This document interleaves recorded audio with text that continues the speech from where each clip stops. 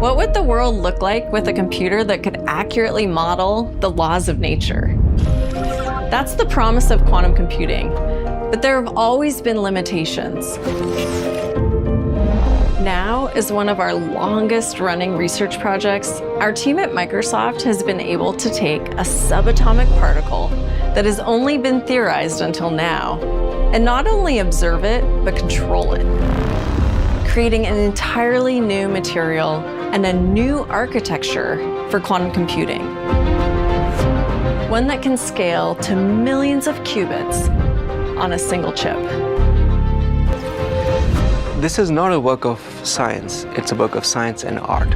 I gotta be honest, some of these ideas are a little science fiction sounding.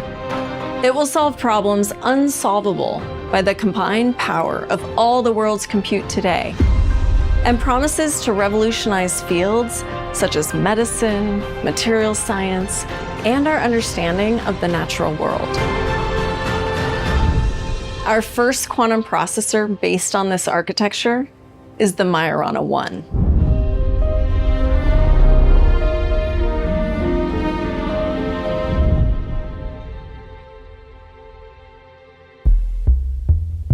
Yeah, I've always been fascinated with puzzles and challenges and a mixture of mathematics and computers.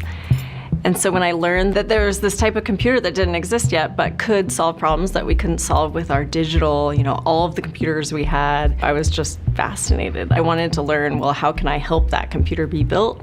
Over the years, I ran into problems that I could not solve on the most powerful computers. But then over time, I realized, hey, I could solve that if I had a quantum computer. A laptop can solve a problem of 10 electrons. A supercomputer can solve a problem of 20 electrons. But no classical computer in the world can exactly solve the behavior of 30 or 40 or 50 electrons. The number 30, 40, 50 electrons, those numbers are seemingly small, but require up to lifetime in the universe timescales to solve with all of the world's computers operating together. That's until you have a scaled quantum computer that can solve these problems efficiently. These calculations are so complicated that then if the classical computer was as big as this entire planet, it would still not be able to compute it, just to give you a construct of scale. And a quantum computer can do it, and can do it very, very well. At the core of a quantum computer are these qubits. Qubits are like our classical bits, right? These are essentially zeros and ones in a transistor. And we need the analog of that in quantum computing. The analog is a qubit, a quantum bit, that serves as that core information unit. It's where we store the information and then we process on those qubits to create computation and ultimately, get solutions back out. Now, there's many different ways, right, to create a qubit. The reason quantum computing has been so slow to progress is that the industry has been struggling with problems making qubits reliable and resistant to noise. Progress has been incremental. The challenge is qubits are actually pretty delicate in general, so you need underlying qubits that are really stable. But you don't want that to come at a cost, because you don't want your underlying qubits to be really big. That's one way to make them more stable, is have them really big. But if they're really big and you're still going to need many of them, then how are you going to fit them all into your system? You don't want to deal with something the size of a warehouse. Then the second thing is you don't want the qubits end up being slow, right? Because if the price you pay for getting something stable is you have to go really slowly, then a computation that might take you a month ends up taking you a decade, and then it's not useful. People in the early days of computation used vacuum tubes, and then that technology, actually you could build very good computers with it, and then the transistor was invented, and the earliest transistors weren't necessarily that great, but it became clearer over time as the transistor developed and the integrated circuit developed that this was going to be the technology of the future. In that spirit that the first generation of qubits may not be what gets us to the next stage where we can really solve the kind of problems I was mentioning that are really important. And so we might need to invent a material and therefore a quantum processing unit that has the right properties. So for us, we want something that has some built-in level of error protection.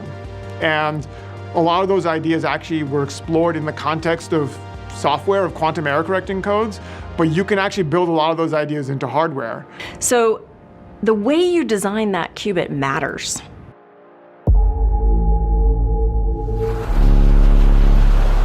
We see the states of matter every day. Solids keep their shape, liquids vary but keep their volume, gases expand to fill the space they're in, all defined ultimately by how their atoms behave. But what if there were more?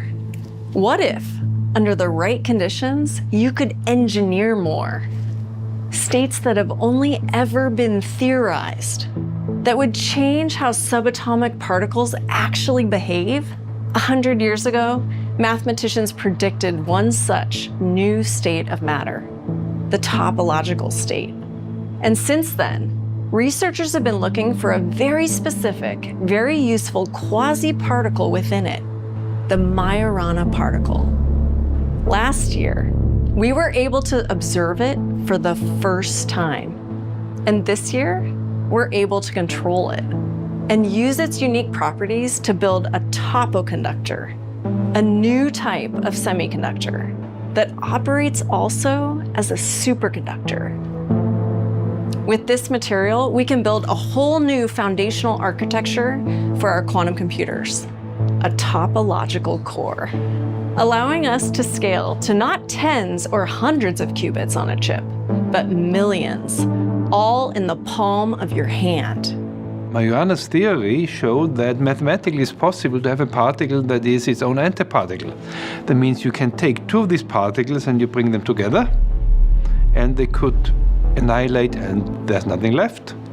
Or you could take two particles and you bring them together and you just have two particles.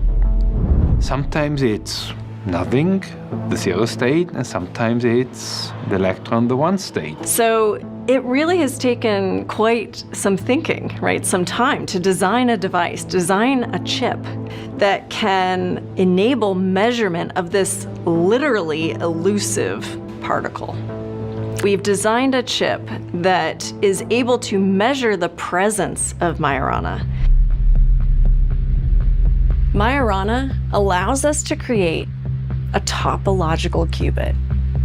A topological qubit is reliable, small, and controllable. This solves the noise problem that creates errors in qubits. Now that we have these topological qubits, we're able to build an entirely new quantum architecture, the topological core, which can scale to 1 million topological qubits on a tiny chip. Every single atom in this chip is placed purposefully. It is constructed from ground up. It is entirely a new state of matter. Think of us as building the picture by painting it atom by atom. In a regular chip, the computation is done using electrons. We don't use electrons for compute. We use Majoranas for computing. It's an entirely new particle. It's half electron. When we look at the design of this chip, right, first of all, you can fit so much on just a small form factor, right? This chip can store over 1 million qubits, right? Over 1 million can fit on just this small form factor. In addition, we don't want to wait centuries or millennia for a solution. And so this chip also offers the right speed to get solutions from the chip in a reasonable, efficient, amount of time. That's the beauty in this qubit design, the topological qubit. It has the right size, the right speed, and the right type of controllability. And all of that together means that it has an ability to scale like no other. The way the system that we are constructing works is you have the quantum accelerator, you have a classical machine that works with it and controls it, and then you have the application that essentially goes between classical and quantum depending on which problem it's trying to solve. Once the computations are done, the results are resynthesized on the classical side and produced back to the user as one complete answer. Where the quantum machine shines, it is able to do simulations, particularly in chemistry and materials, that are extremely accurate as an actual wet lab experiment. Imagine a world where a scientist computes the material that they want, and they compute it to the accuracy that it's first time right. So when you walk into a lab, you don't need to experiment anymore. Imagine a battery that you charge it once and you never have to worry about discharging. What can you do with 1 million qubits? In the last few years, there's an explosion of artificial intelligence, right? Co-pilots. And what's so inspiring about a quantum computer is that with a quantum computer augmenting the AI capability, it can help more, drive even more discovery.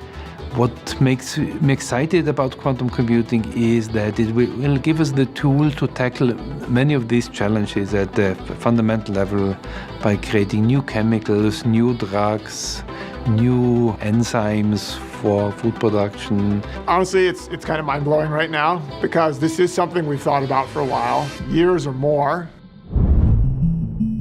We call the ages of mankind by materials. We've talked about the Stone Age, we've talked about the Bronze Age and the Iron Age, the Steel Age, the Silicon Age. Materials define our culture, define our mankind, define our progress. Thus, what could be more powerful than having a machine that can let you radically change the way we work with materials? Our leadership has been working on this program for the last 17 years. It is the longest running research program in the company. And after 17 years, when we are showcasing our results, we are showcasing results that are not just incredible, they're real. They are real because they will fundamentally redefine how the next stage of the quantum journey takes place. We're at the cusp of a quantum age, and Majorana 1 is just the beginning.